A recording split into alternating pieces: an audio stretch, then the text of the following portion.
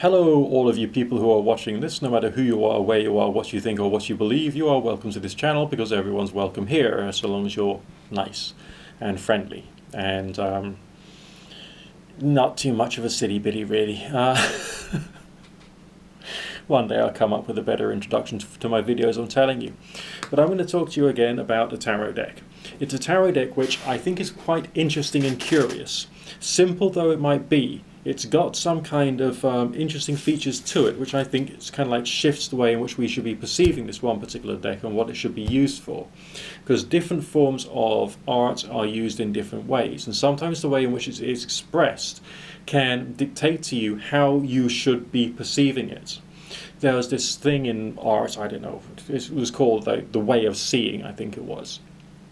And it was talking about the difference between a flip book, like a comic strip, as opposed to a portrait you see on the wall.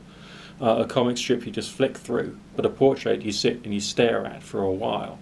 So you see these things, you perceive these things, you use these things with the optical senses and your general physical senses in a different way.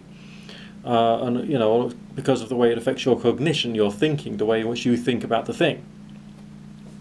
So what is this one particular tarot deck I'm showing you? It's probably not one of the most esoteric ones, although it is portrayed in a kind of like semi-esoteric way.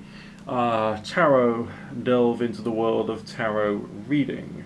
There we go, and these are the cards. Now, from taking it to a psychic fair, shuffling it, dealing it, and sending out readings with it, we got a problem here.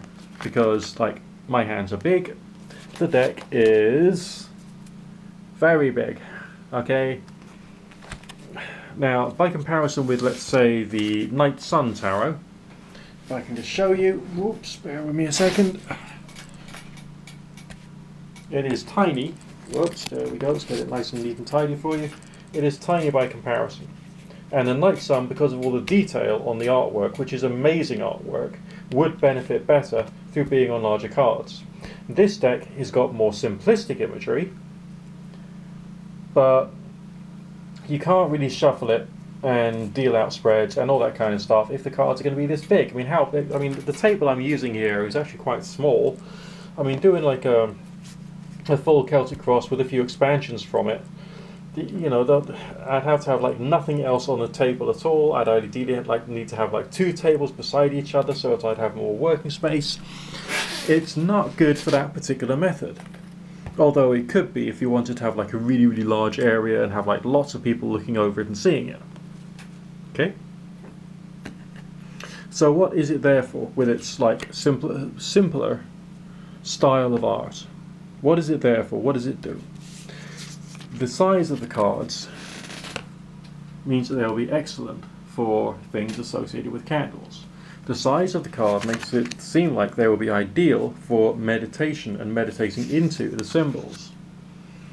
So if there's a deck which you don't get on with for one reason or another, it could easily be used for something different. Is it visual journeying? Is it storytelling? Is it something else? I mean, when you look at that, you might think, yeah, it's a bit of a cartoony type image. But you can also think to yourself, hang on a second, if I was to ignore that and think about some of the key things in it, could I use that for a visual meditation journey? I think I could. So my point here, I guess, is to be quite broad with the way in which you perceive and understand and use tarot, because even some of the most simple ones, that's quite fun though, the way they've done that.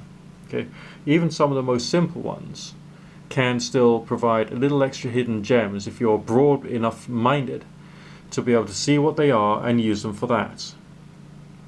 Which not everyone is capable of, but such is life. Alright, speak to you again soon. Rate, comment, subscribe, favourite, share, click the bell, the like button, the this, that and the other. Follow my links on my channel page on the About section. Go to my channel page and use the search facility on the videos section to search through all my old videos and search for something which could be of interest to you. And I'll speak to you again soon with another delightful video about something of the world of the weird. Bye for now.